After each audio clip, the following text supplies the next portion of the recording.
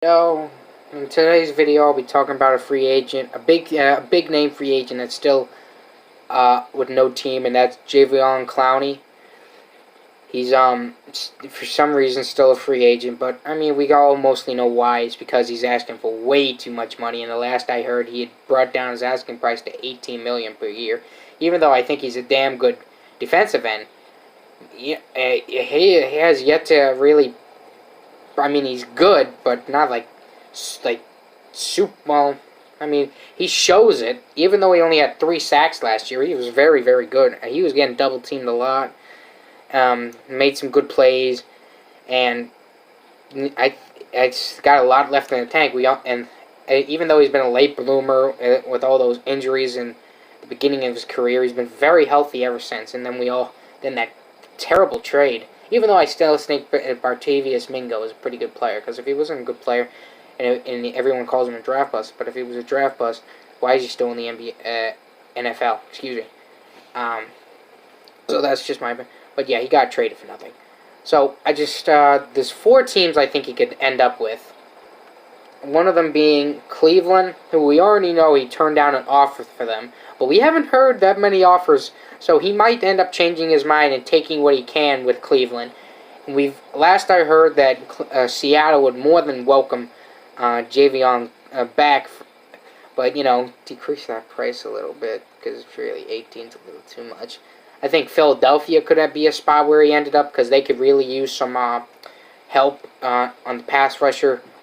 Fletcher Cox could really use some help on the line, and then another team I think he could really be a good help with was maybe Jacksonville, but I doubt that one. So maybe another one he could end up with is maybe Oakland. Be a nice place. They could use some pass rushing help to pair him with Max Crosby. That'd be a really dominant pair. In all sense, it just depends on how much he's asking for. Because I think he's asking for the realm of around $100 million. Like he wants to be paid in that kind of money. But But in my opinion, he's not worth that much. I think he's a guy that, if you wanted to sign him to a multi-year contract, he's like a guy with 4 years, $80 million.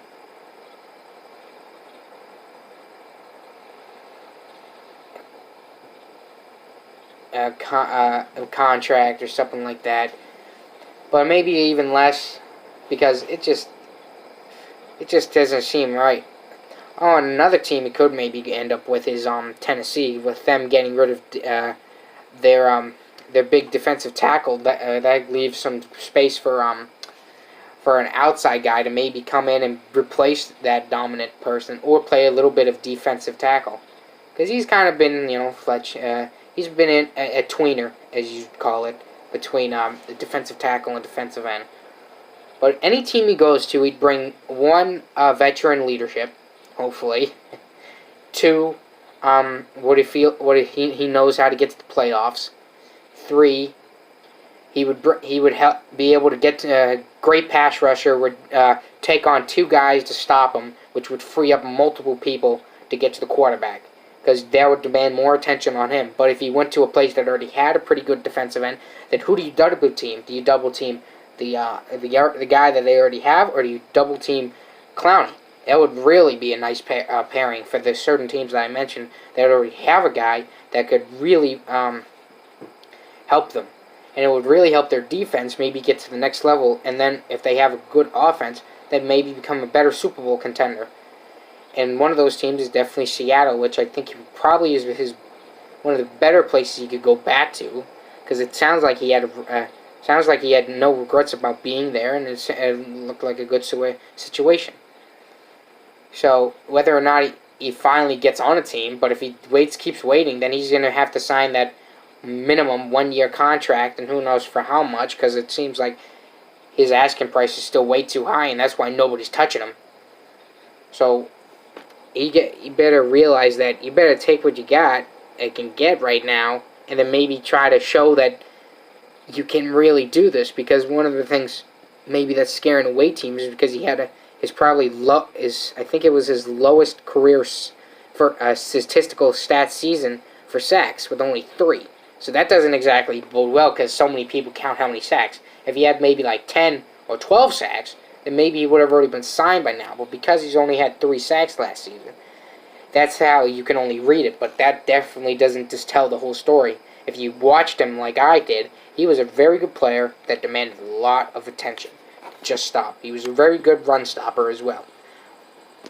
So, those are the teams I think he could end up with. Whether or not he decides to go there is up to him. Maybe I'm completely wrong, but that's just my opinion, and we'll see what happens. But wherever he goes, it'd be good.